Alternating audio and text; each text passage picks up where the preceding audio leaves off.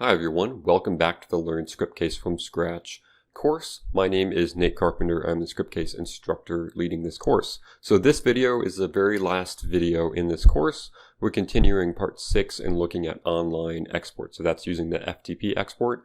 This is very similar to the local export, except this time we just need to enter in some FTP settings to export to a different server. So as you can see, we are in part 6. We're looking at deployment options in Scriptcase. So as you know, we're using Global Music Supply as a fictional case study to kind of guide us through this.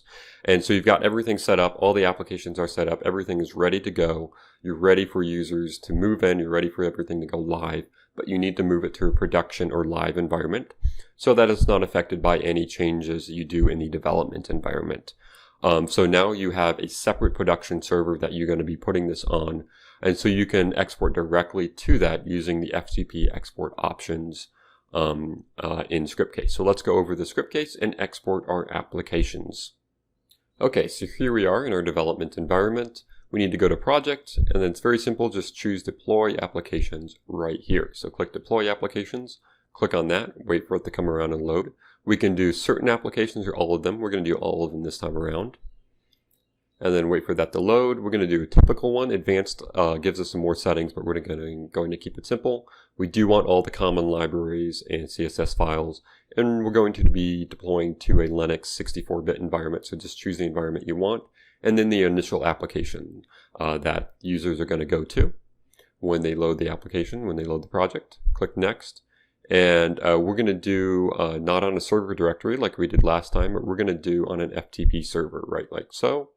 And we can enter in our server address, right, so. And I have some settings here, so enter in the username and the password for your FTP user there, and then the folder you're going to. So I have a folder set up here on that server, and then go ahead and click Next. And it's going to come around and load for us here in just a second. And it'll display a loading bar here. And then here it is ready to go. And as you can see, it deployed all of our applications okay. There's no errors or anything to that folder. So now we can go over to that place. And as you can see here, there's an error message because we haven't set up our connections. So here's the admin environment for the production environment. And the default password is Scriptcase. It's going to ask us to change that once we log in.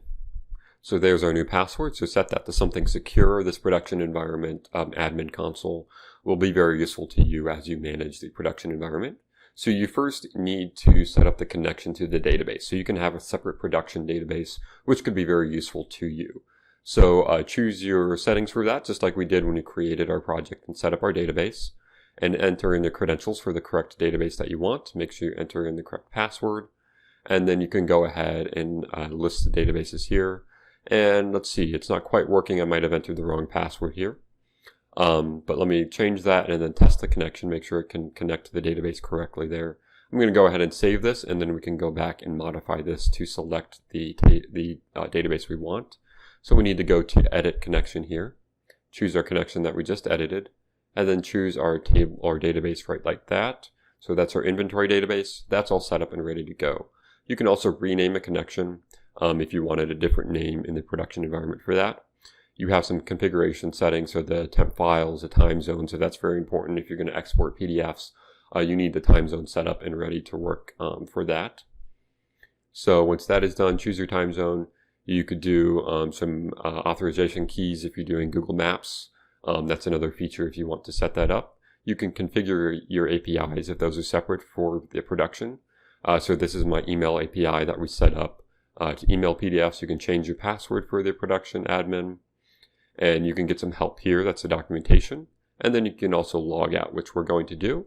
So now we're logged out, and now we can go back to that same directory that we did before, and everything should be set up. So there we go. There is our login application. Go ahead and log in and test to make sure everything is set up and working. Go ahead and hit sign in. And you could do extensive testing on this, but for now, we're just going to wait for this to load. And as you can see, everything seems to be working. Our data is set up. Our applications are set up.